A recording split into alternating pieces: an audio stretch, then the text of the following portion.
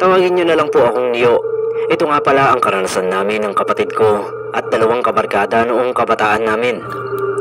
Sa amin sa probinsya ay usong-uso ang sayawan na ginaganap bago ang fiesta. O kaya naman ay kapag may kasalan o malaking birthdayan. Madalas kaming pumupunta sa sayawan, lalo na at may mga dalagang galing pa ng bayan o kaya sa Maynila. Naglilo lang kami sa pagdalo sa mga sayawan na yan ng mga ilang buwan dahil sa isang nakakatakot na pangyayari. Pero nang makamove on kami ay balik ulit sa pagpunta. Ganito kasi yun, Sir Neb. Ikakasal yung isang malayong pinsan ng nanay ko. At dahil may kasalan nga, edi may sayawan. Ako, yung kapatid kong si Elan, tsaka yung dalawa kong kaklase at kabarkada noong high school na sila Efren at Anton, ay pumunta sa sayawan sa bisperas ng kasal ni Tia. Magdamagan yun at napakaraming tao na yung iba nga ay halos hindi na namin kilala. Pero okay lang yun, Sir Neb. May nakilala kaming tatlong babae na nagpakilalang Hilda, Erica at Joanna. Sabi nila, Sir Neb, ay bago lang sila roon sa probinsya namin at taga kabilang barangay lang. Pumunta lang daw sila sa sayawan para makipagkaibigan at para may mayaya sa birthday ni Erica na ginaganap pala ng araw na yon. Noon mismong bisperas ng kasal ni Tia. Sabi pa nila, may handaan sa kanila. Pero dahil wala silang kakilala, ay wala silang bisita. Kung pwede raw ba kaming maimbitahan sa bahay nila. Siyempre, payag agad kami. May dalawang kapatid pa raw na babae si Joanna na naiwan sa bahay. At silang nagluto ng handa ni Erica. Konting salo-salo lang naman daw. Hindi na kami nag-isip, Sir Neb. Sumama agad kami roon sa tatlong babae na hindi namin alam kung anong relasyon sa isa't isa. 2:00 yun ng madaling araw at kung may common sense kang tao ay maiisip mong may maghahanda ba ng maliit na salo-salo ng ganoong oras na puro babae pa at nag-imbita ng mga kalalakihang hindi nila kilala. Pero dahil wala kaming common sense ay hindi namin naisip yun. Nabulag kami kasi mga babae nga. Naglakad lang kami papunta kina Erica.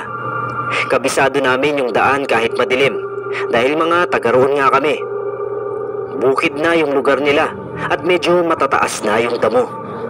Alam mo, Sir Neb, kapag naiisip ko yung katangahan namin noon, tangang-tanga talaga ako sa amin. Tad-tad na ng red flag pero hindi namin napansin. So nakarating na nga kami sa bahay ni na Erica. Pasensya na raw at wala pa silang kuryente. Gasera lang yung ilaw nila sa kubo. Maliit lang talaga yung kubo nila at kung iisipin ay hindi kakasya roon ng 5 babae. Pinapasok nila kami sa loob habang magluluto raw muna sila ng makakain. Doon na kami nag-alangan. Sabi kasi nila ay nakapagluto na yung dalawang kapatid ni Joanna. Tapos noong naroon na kami ay magluluto na naman. Akala ko ba walang bisita? Si Anton lang ang nakaisip na sumilip sa mga siwang ng dingding para tignan kung ano ang ginagawa noong 5 sa labas. Sinenyasan niya kami na lumapit at tumahimik, kaya nakisilip na rin kami. At Sir Neb, halos maihi kami sa takot sa nakita namin. May nakaset up na malalaking kawa at nakapalibot doon sina Erica. Pero imbis na maghanda ng iluluto, ay para silang nagdarasal doon habang may mga hawak na naglalakihang itak. Bigla-bigla ay nakaramdam ako ng kaba at parang ganoon din yung mga kasama ko dahil bigla kaming nagpulasan para tumakbo palabas. Sa pagtakbo namin, Sir Neb, ay namalayan kami ni na Erica dahil nakita namin na papasok na rin sila sa kubo na parang nagmamadali. Isa roon sa mga babae ang tumuro sa amin. Pagkatapos ay bigla silang nagsigawan at hinabol kami. Napasigaw na rin kami at kumaripas na ng takbo. Hinabol nila kami, Sir Neb, ng taga at may mga binabato pa sila sa amin. Yun na yata ang pinakamabilis na takbo ko sa buong buhay ko dahil madali kaming nakarating sa pinakakalsada. Nung makalabas kami sa bukid, ay tinigilan na kami ni Erika. Dali-dali naman kaming nagsumbong sa mga pulis para maipahuli sila. Pero may katakatakang nangyari, Sir Neb. Hindi namin mahanap yung kubo nila sa bukid. Kahit noong mag-umaga at magliwanag na, ay hindi namin yun makita kahit nakailang ikot na kami. Sa loob ng 3 o 4 na araw yata, ay hanap kami ng hanap. Pero wala talagang kubo at wala ring nakakakilala doon sa mga babae. Kahit nga yung mga dumalo sa sayawan, ay hindi sila kilala, hindi rin sila nakita. Para bang kaming 4 lang ang nakakita sa kanila. Sabi tuloy ng matatanda, ay baka aswang o maligno yung mga yon. At kaya kami inimbitahan sa kanila, ay para kami ang biktimahin.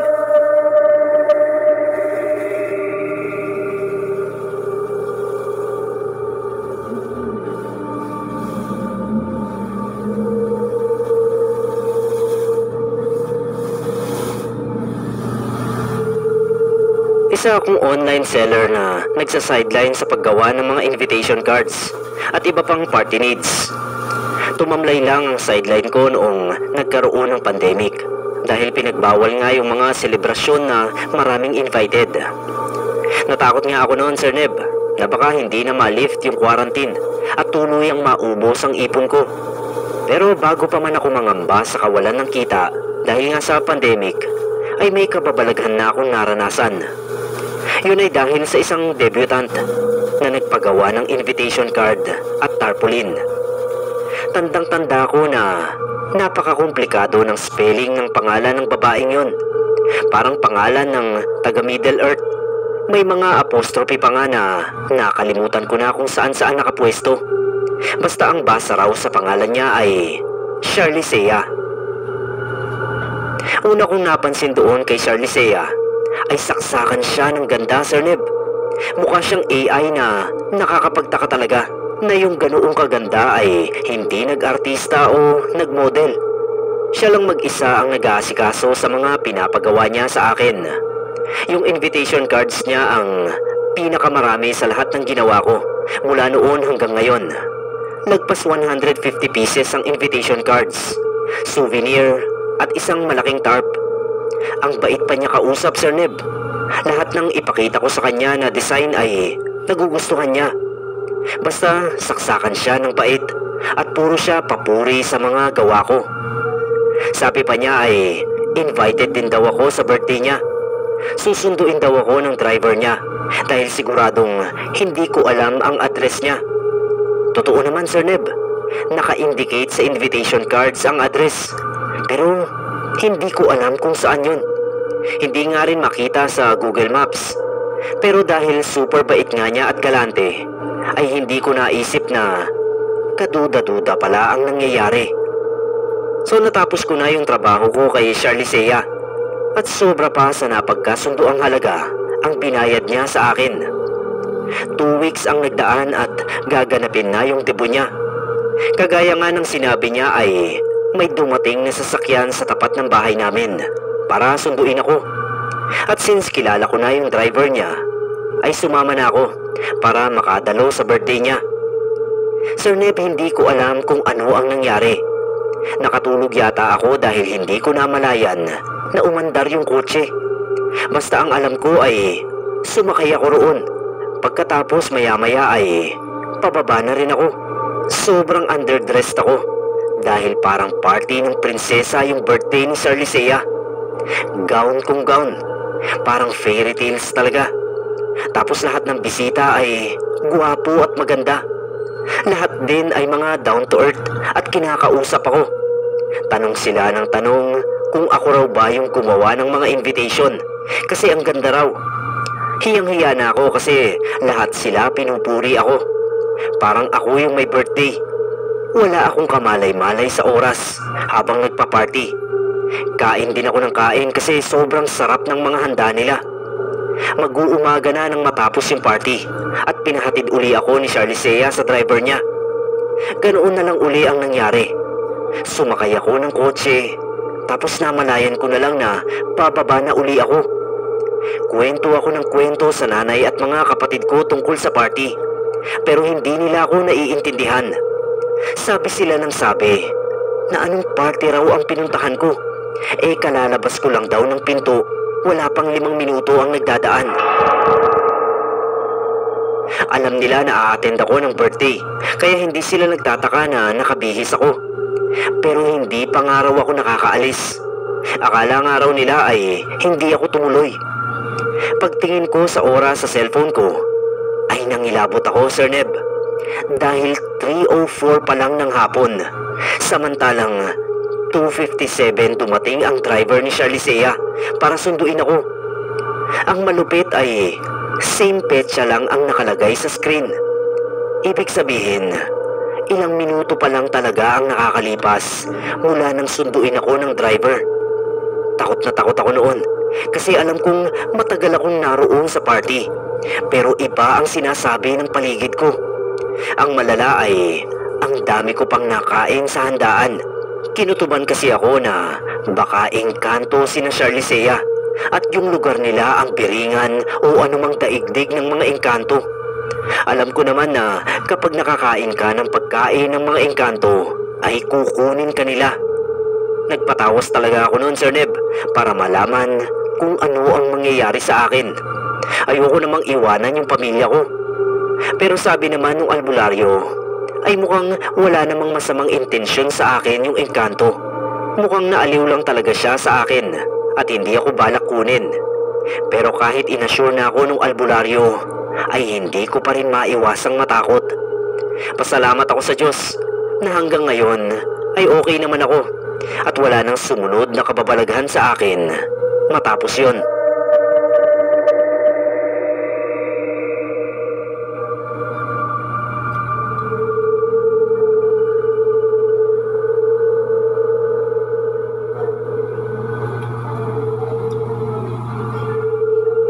Hindi ko na matandaan ang karanasan kong ito dahil napakabata ko pa nung mangyari yon. Ang isishare kong experience, Sir Neb, ay base sa kwento ni na Mami at Papa sa mga bagay na ginawa ko raw noon. Sir Neb, ako nga pala si Drake. Kagaya nga ng sabi ko, karanasan ko raw ito noong maliit pa ako na kinuwento lang din sa akin ng parents ko. Late bloomer daw ako. Akala raw noon ni na Mami ay may sakit ako. Dahil 14 months na ako, ay hindi pa ako nakakapaglakad. Mami at Papa lang din ang words na nasasabi ko, kumpara sa iba kong kaedaran na kahit pabulol-bulol ay nakakapagsalita na paunti-unti. Hindi raw tuloy nila malaman kung bakit parati akong nakadungaw sa bintana. Para daw akong may kausap, pero hindi nila maintindihan yung mga sinasabi ko. Turo lang daw ako ng turo sa labas. Hindi na lang daw ginawang big deal nila Mama dahil normal naman daw sa mga bata ang kumilos ng ganun. Magto 2 years old na raw ako nang matuto akong magsalita ng iba pang words at makapaglakad ng unti-unti sa pamamagitan ng pagkapit sa mga gamit sa bahay. Doon na rin naunawaan ni na Mami kung ano ba talaga ang sinasabi ko sa labas ng bintana. Noon daw ay kinakarga pa ako ni Mami o Papa para lang makadungaw sa bintana at magturo ng magturo. Pero nung matuto na akong maglakad, ay tumutungtong daw ako sa sofa para makasilip sa jalousie. Isang beses daw ay narinig ni Mami na tawa ako ng tawa habang tinatakip yung mga kamay ko sa mata ko. Yan bang larong itbulaga ng mga bata? Ang nakakapagtaka lang daw ay ako lang mag-isa ang naroon at wala akong kalaro sa labas ng bintana o kalaro na nakikita ni Mami. Kinilabutan daw siya kaya kinarga niya ako at dinala sa kapitbahay para daw may kasama kami. Katagalan daw, Sir Neb, ay naririnig na talaga ni na Mami na nakikipagkwentuhan ako ng kung ano-ano sa kalarong ako lang ang nakakakita sa labas ng bintana. Ang madalas nga raw nilang naririnig na sinasabi ko ay, "Kailan ba? Magdadala ako ng regalo." Pabulol ko raw na sinasabi ang mga yan, pero yan ang pagkakaintindi nila. Kaya katagalan ay tinanong nila ako kung ano ang ibig kong sabihin. Sabi ko raw ay may kalaro akong bata na nag-i-invite para sa birthday niya at kailangan ko raw magdala ng regalo. Nung tanungin daw ako ni na Mami kung ano ang itsura ng kalaro ko, ay tsaka sila nag-decide na kailangang paalisin ang kalaro ko na yon. Ayon daw sa description ko, ay kulay itim at kalbo ang bata, pero may tusok sa ulo. Kulay apple yung mga mata at may tusok din sa mga kamay. Base sa description ko, Sir Neb, ay alam nilang masama ang kalaro ko. Sabi ni Papa, nilagnat daw ako ng 1 linggo magmula ng palayasin ng albularyo yung kalaro ko. Nagde-deliryo pa raw ako at sinasabi ko na galit na sa akin yung kalaro ko dahil hindi ako pumunta sa birthday niya at nagdala ng regalo. Tumatayo pa raw ako tuwing gabi at nagpipilit lumabas ng bahay dahil sabi ako ng sabi na invited ako sa birthday ng kalaro ko. Sinimba raw ako ni na Mama sa Quiapo noon at pinahalik sa paa ng Nazareno. Sinuotan din ako ng rosaryo at palagi silang nagpapausok ng insenso sa buong bahay. Nawala rin naman daw yung kalaro ko at magmula noon ay hindi ko na nababanggit. Hindi na rin daw ako dumudungaw sa bintana at kapag tinatanong ako nila Mami about sa kalaro ko, ay mga totoong bata na ang kinukwento ko. Hindi ko na maaalala yung pangyayaring yan, Sir Neb. Naikwento lang uli nila Mami dahil yung anak kong 2 years old ay may imaginary friend din. Sana naman po, Sir Neb, ay hindi siya yung kalaro ko noon.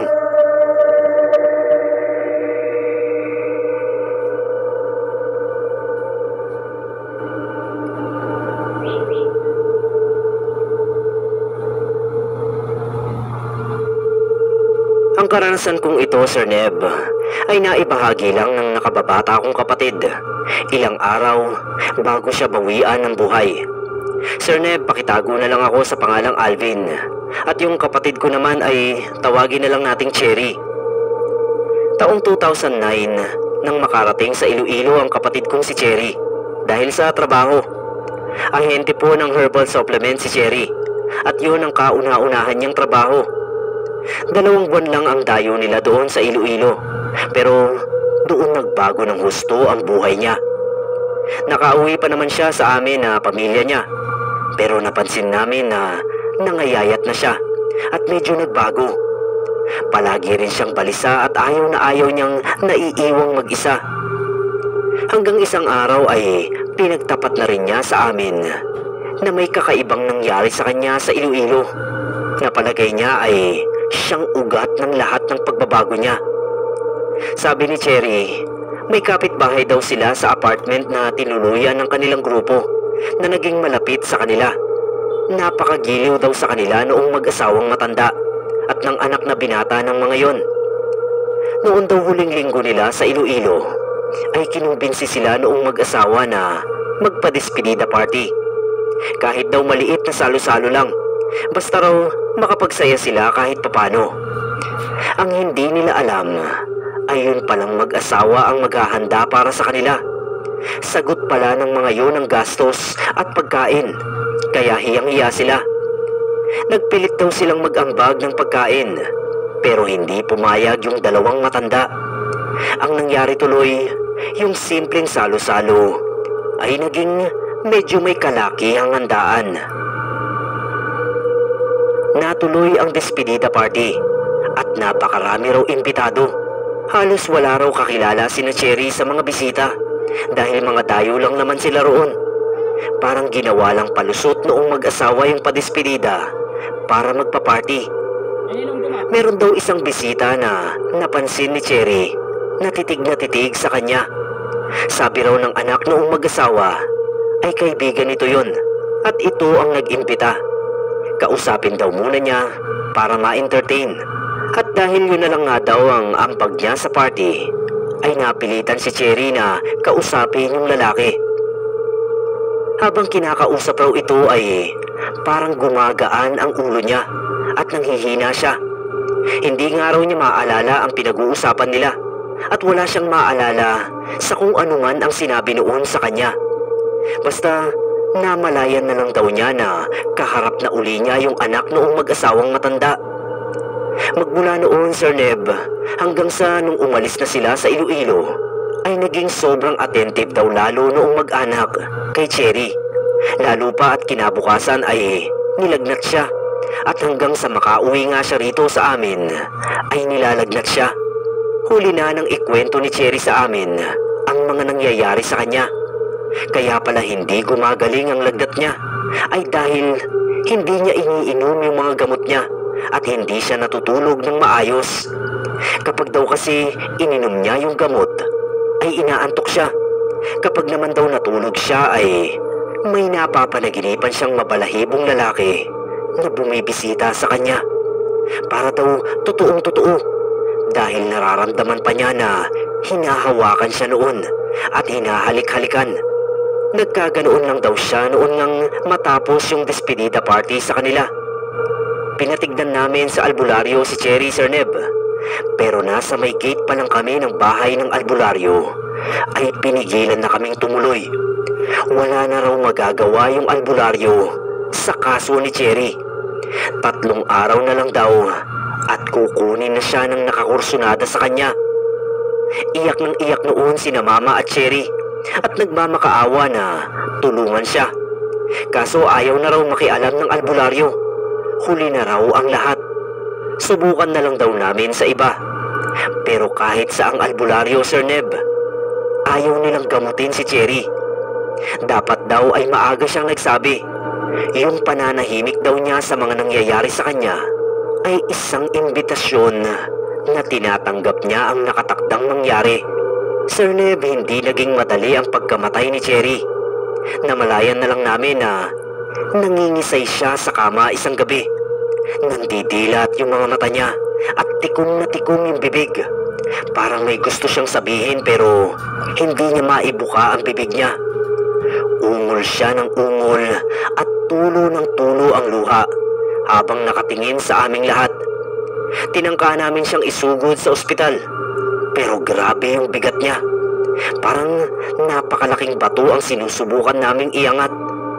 Tumagal ng ilang minuto ang pangingisay ni Cherry.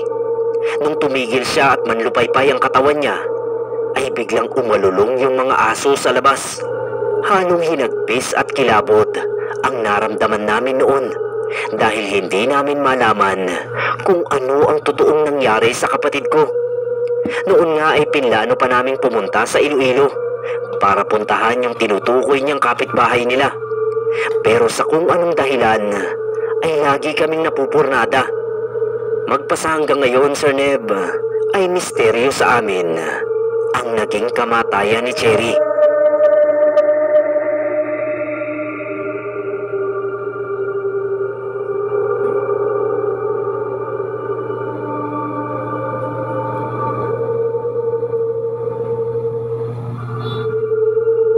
Magandang araw po, Sir Neb, at sa inyong mga listeners na kagaya ko. Tawagin niyo po akong Mayumi.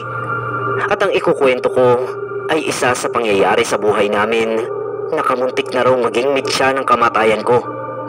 First month pa lang daw ng pagbubuntis ni Mama sa akin ay may nararanasan na siyang pagbisita ng aswang. Nariyan daw na may marinig silang mahihinang yabag sa bubong. Wala pa raw kisame yung bahay namin noon, kaya dinig na dinig at kitang-kita nila ni Papa yung paglubog ng yero sa tuwing may humahakbang doon. Dahan-dahan lang naman daw yung mga yabag at kung iisipin ay parang magaan lang ang naglalakad doon dahil sa sobrang hina. Pero yung paglubog ng yero ang nagpapahiwatig na mabigat ang naroon. Halos gabi-gabi raw na ganoon ang nangyayari. Kaya parati silang naghahagis ng asin at dinurog na bawang sa bubungan. Sa mga sumunod na buwan daw ay hindi na lang basta paglakad sa bubong ang naririnig ni na Mama. Nakakaamoy na rin daw sila ng amoy bulok doon sa paligid ng bahay. Kahit saan daw sila pumwesto na higaan ay napakabaho. To the point na nagka-diarrhea na yung ate ko na 4 na taong gulang pa lang noon. Kami pa lang daw ni Ate Sonia ang anak noon nila Mama.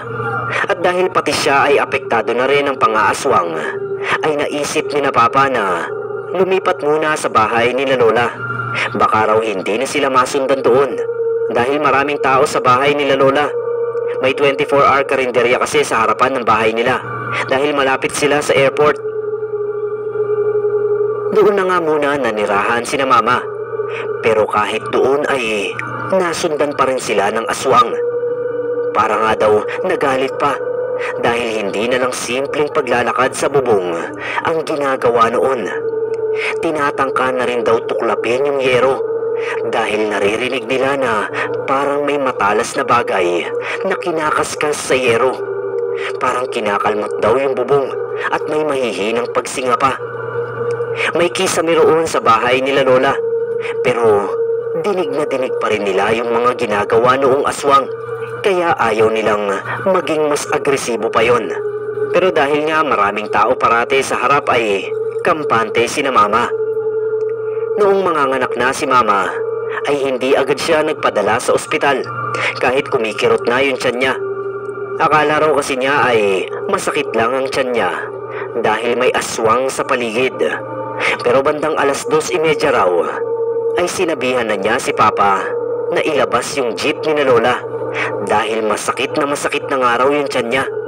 Dahil nararamdaman nga nila yung aswang sa bubong pero hindi naman nila makita, ay hindi muna nila pinalabas ng bahay si Mama habang nilalabas yung jeep. Nasa sala lang daw siya kasama si Ate Sonia. Sobrang sakit daw ng tiyan ni Mama kaya hindi na niya maintindi si Ate Sonia na parang may kinakausap daw sa may pinto. Napansin na lang daw ni Mama na binubuksan na ni Ate ang pinto. Sabay sabi ng, "Pasok ka po." Wala naman daw nakitang pumasok si Mama. Pero bigla raw uminit ang paligid at nag-amoy malansa at bulok. Maya-maya raw ay umiyak na si Ate Sonia at pinagbabato si Mama. Nagulat daw si Mama at nainis at the same time. Dahil masakit na nga yung tiyan niya ay binabato pa siya ni Ate. Sigaw raw ng sigaw si Ate na para bang may binubugaw. Saktong pumasok sina Papa at Lolo. May dalang asin daw si Lolo at pinaghahagis yun sa buong sala. Habang sumisigaw at may pinapalayas na kung ano. Nawala raw yung amoy na malansa. Pagkatapos ay binuhat na ni Papa si Mama para madala sa ospital. Naipanganak naman ako ng matiwasay, Sir Neb, at wala nang naging aberya noong nakasakay sa jeep si na Mama. Nung makapanganak na nga siya, ay tsaka na ikwento ni na Papa at Lolo kung bakit daw sumisigaw si Ate Sonia. Ayon daw kay Ate ay may kumakatok daw sa pinto, kaya pinagbuksan niya ito. May babae raw sa labas at ang sabi ay papasukin siya. Kaya sinabi ni Ate na, "Pasok ka po." Nung makapasok daw yung babae, ay bigla yung nakuba at humaba yung mga kuko at dila. Lumapit daw kay Mama, kaya pinagbabato ito ni Ate. Nung dumating daw sina Papa at Lolo, ay nagtatakbo palabas yung babae dahil parang nasaktan daw ng matamaan ng asin. Na gusto akong makuha, kailangan pala na imbitahan ito papasok sa isang bahay bago siya tuluyang makapambiktima. At dahil bata pa noon si Ate, ay ito lang ang nakakita at nakapagpapasok sa aswang. Mabuti na lang, Sir Neb, at narinig kaagad ni na Papa ang sigaw niya, kaya napigilan nila ang kamuntik ng mangyari. E di sana ay wala ako rito ngayon para makapagkwento.